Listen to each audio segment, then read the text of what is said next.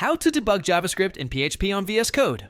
Debugging JavaScript in PHP projects using VS Code can be tricky, but it's totally doable with the right setup. First, it's important to understand that PHP and JavaScript are two different languages that usually run in different environments. PHP on the server and JavaScript on the client. In Visual Studio Code, you can set up debugging tools for both. The key is to identify where the issue is. If it's in the browser's JavaScript, use the browser's developer tools. For server-side issues or interactions, inspect the data passed between PHP and JavaScript. Installing relevant extensions like the PHP, Debug in JavaScript, Debugger in VS Code can streamline the process. You can set breakpoints, watch variables, and use console logs to inspect behaviors. Make sure your browser syncs well with VS Code's debugging tools.